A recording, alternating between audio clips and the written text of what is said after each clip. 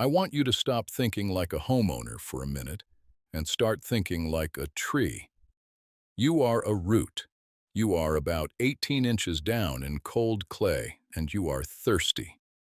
Every day you push out a little further looking for two things: water and something soft to grow into. Now, somewhere under that lawn, there is a pipe. That pipe is warm. That pipe is wet. And at every joint along it, a tiny bit of vapor is leaking out into the soil, because no clay pipe or old cast iron hub ever sealed perfectly and never will. You cannot see that pipe, but you can smell it in the way a root smells things. So you turn, you grow toward it, and when you touch that joint, you find a hairline gap the width of a piece of paper, and you send one thread through it, thinner than a sewing needle. That is all it takes.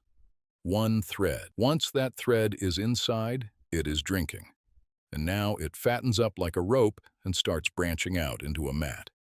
Between you and me, by the time you notice anything at all up in your house, that root has been in there feeding for 2 or 3 years.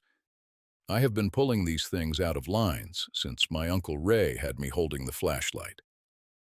So today, I am going to walk you down the line, from the fixtures in your house all the way out to the street, and show you exactly what to look for and what to do about it. Number 7 is the one where most folks get talked into spending money they never had to spend. 1. What the roots are actually chasing. Number 1, understand what is pulling them in, because it changes everything you do after this. Roots are not attacking your pipe. They do not know it is a pipe. They are following moisture and warmth, and a sewer line running out to the street is the warmest, wettest thing in your yard 9 months out of the year. Cold soil, warm line. That vapor rises out of every joint, and roots grow toward it the same way a houseplant leans toward a window. Here's the part that matters. They cannot get through the pipe wall. Not clay, not cast iron, not plastic. They get in at the connections. Old clay tile laid in 3-foot sections with mortar or an oakum joint has a seam every 3 feet, and after 50 years, those seams are chewed loose. Cast iron gets in through the hub joints. Even newer plastic gets in where a fitting was glued cold or where a saddle tap was cut in sloppy. So when somebody tells you the roots broke your pipe, that is usually backwards. The joint went first. The root just found the door somebody left open.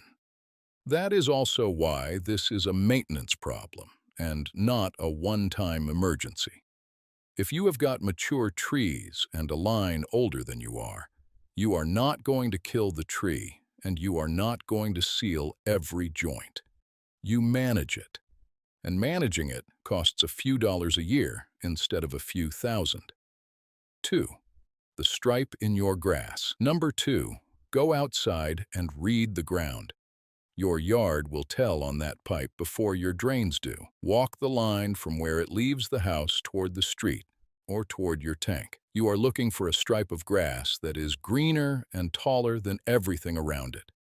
Same water, same sun, same fertilizer.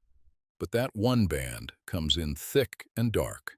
That is grass-drinking sewage. It is the cheapest leak detector you will ever own, and it works in early summer when everything else is starting to go dry. Next, feel for soft ground. Step slow along that same line after a dry week. If one spot gives under your boot when the rest of the yard is firm, water is going somewhere it should not. Then look for the opposite, a low spot or a shallow dip. When a joint has been leaking long enough, soil washes down into the pipe and the ground above it settles. A dip that shows up over one winter and gets a little deeper the next is a joint failure you can see from your kitchen window. One more. Look up.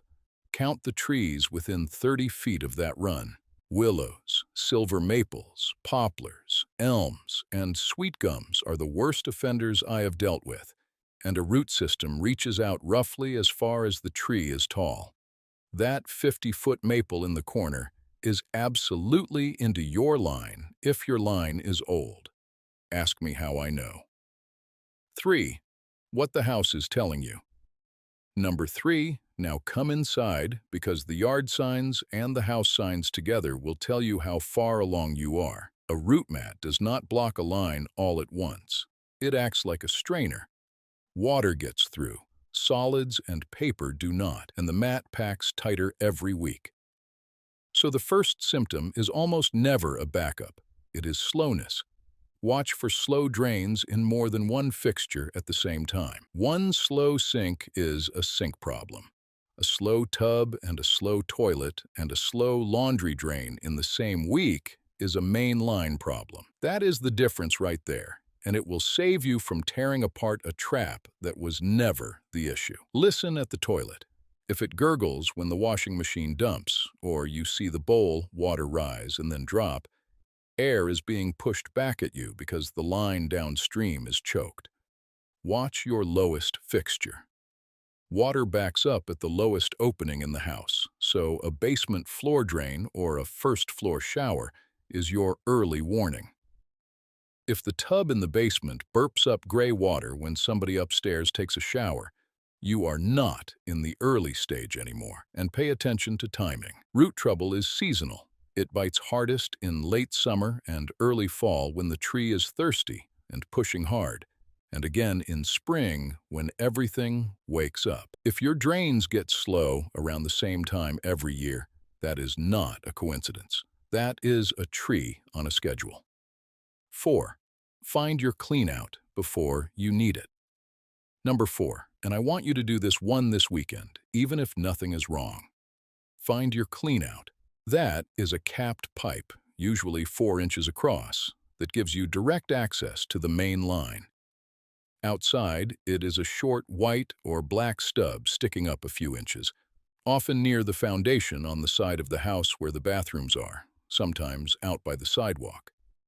Inside, it might be a threaded plug on a Y fitting in the basement or crawl space, or in the garage floor.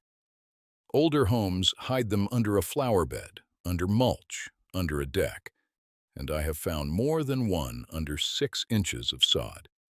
Find it now on a dry Saturday with a shovel and a little patience, because the other option is finding it at 10 at night with sewage on your basement floor. And I will tell you, that is a bad night to be learning your own house. Once you find it, clear a foot of space around it and put a marker there. A paver, a brick, a plastic valve box, anything that means you can put a hand on it in the dark and check the cap.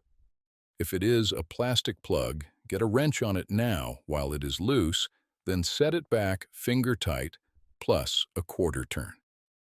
A seized cap on an emergency night is how people end up cutting the pipe. This one item is the difference between a treatment you do yourself and a service call you have to pay for. If this is already making more sense than the last 3 articles you read, hit subscribe on The Vintage Pipe Fitter. Every week I put up one real repair like this one, the kind of thing that takes a career to figure out and 10 minutes to do once somebody shows you. It is free, and it keeps these walkthroughs coming. 5. Foaming root killer and how to actually use it. Number 5. This is your workhorse, and it is the reason most people never need a plumber for this at all. Foaming root killer is a powder or a 2-part mix that you flush down the line. It foams up on contact with water, and that foam is the whole trick. Liquid runs along the bottom of the pipe and touches maybe a third of the surface. Foam expands and fills the pipe top to bottom, so it sits against the crown of the line where the roots come in from above. The active ingredient kills root tissue on contact and leaves a residue at the joint that keeps new growth from setting up for months. Now here is where people waste their money. Do not put it down a toilet after a normal flush. You want it going in at the cleanout if you can get to one, so it lands out in the run where the roots actually are. If you have to use a toilet, Use the lowest one in the house, dump the mix, and flush once, hard, once. Then leave it alone. This is the part everybody gets wrong. That foam needs to sit and work. So do it late at night when nobody is going to run a shower or a washer for 6 or 8 hours and rinse your money out to the street. Twice a year is my rule for a line with known roots. Once in early spring before the push, once in the fall. If your line is bad, 3 times, and read the label for the interval. A treatment runs you around $25 to $35. A router service call runs $300 and up in most of the country. That math is not close. 6. What not to pour down that line. Number 6, and this is the short one, because saying no here saves you real trouble. Copper sulfate crystals get recommended constantly online. They are cheap and they do kill roots. But crystals sink.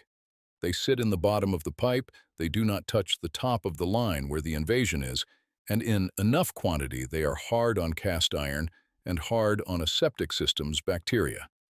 If you are on a tank and a field, leave the copper sulfate alone entirely. Rock salt has the same problems and adds a few. It kills whatever grass or shrub the discharge reaches, and it does not stay put long enough to matter. Bleach does nothing at all down there and just kills your septic. Drain cleaner meant for a kitchen sink does nothing to a rope of root 50 feet out. And do not run a hose down there at full blast hoping to push a mat through. All you do is pack it tighter and drive the water back at the lowest fixture in your house, which is usually a basement drain. And now you have a cleanup on top of the original problem. Between you and me, most of the bad advice on this subject comes from people who have never actually seen what comes out of a line. The foam products exist because the old home remedies did not work well enough. 7. When it earns a camera. Number 7, this is where people get talked into money they did not need to spend. So pay attention. You do not need a camera because your drain is slow. You need a camera when you have got a pattern, and the pattern looks like this. You have treated the line twice on schedule and you are still backing up. Or you are backing up more than once a year. Or you have got a real dip in the yard, which says soil is moving. Or the house is old enough to have clay tile, and you are about to spend serious money on a bathroom remodel, and you want to know what you are building on top of. When you do get one, set the terms up front. Ask what it costs and whether it is credited if they do the repair. Ask for the recording, not a verbal summary, and ask them to run the footage counter so you know how many feet out the trouble sits. 12 feet from the house is a different job than 60 feet out under the street. And here is the one that keeps you honest. Ask them to show you the line after they clear it, not just before. A before picture full of roots sells a repair. An after picture tells you what the pipe actually looks like underneath, whether it is a joint you can manage with foam for another 10 years or a section that is genuinely broken.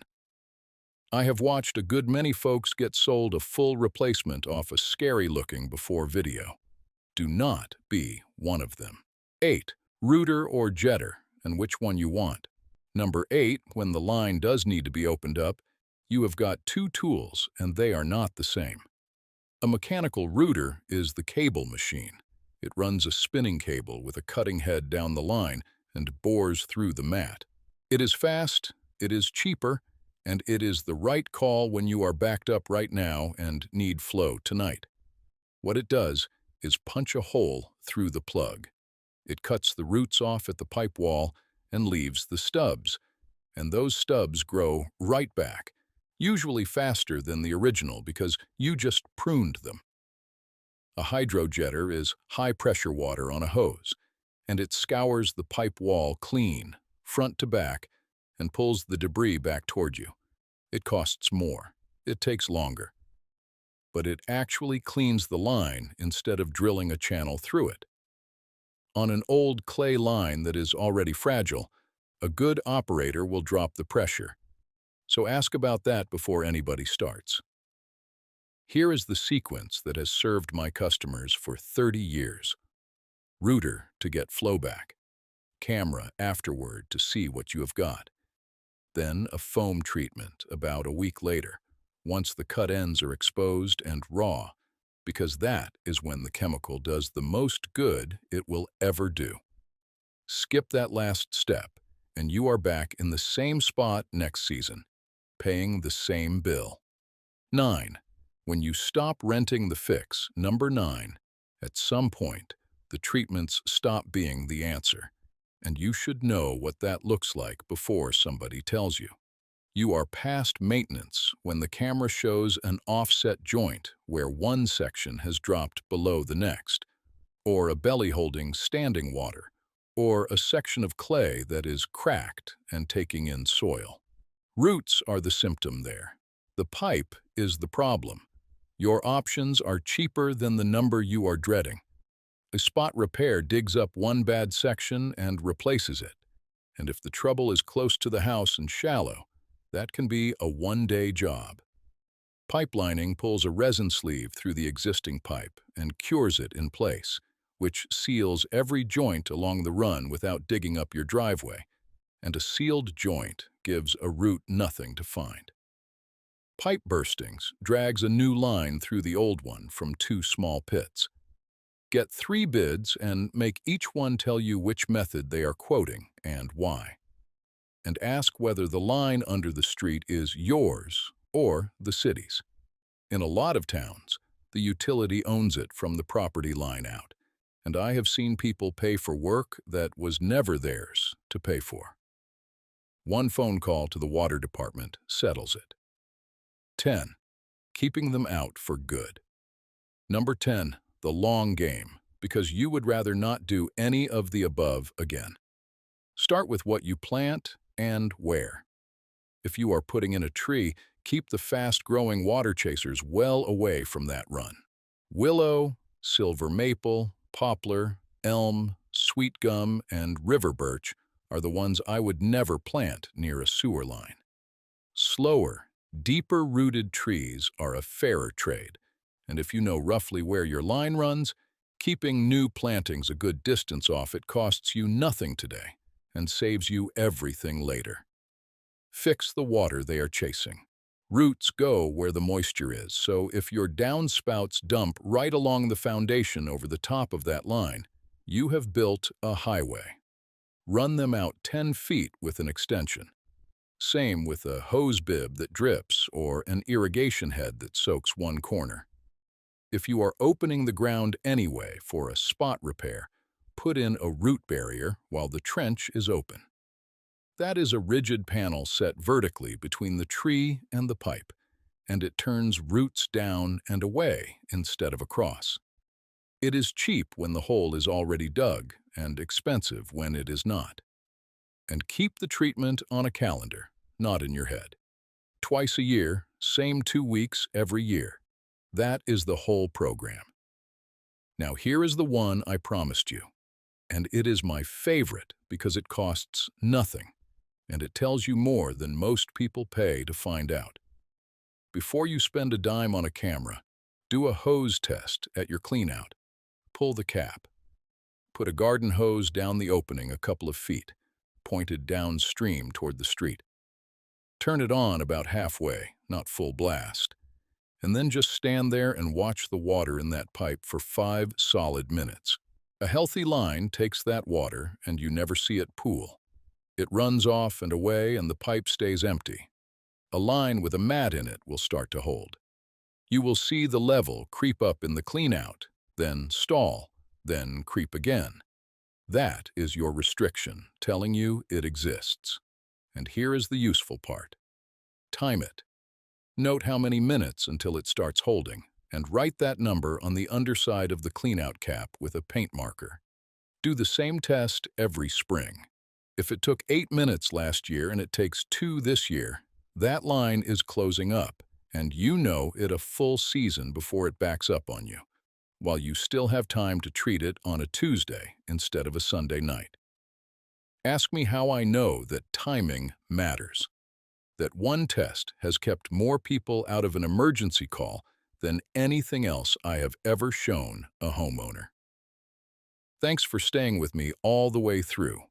If you want more like it, subscribing to The Vintage Pipe Fitter costs nothing and takes a second.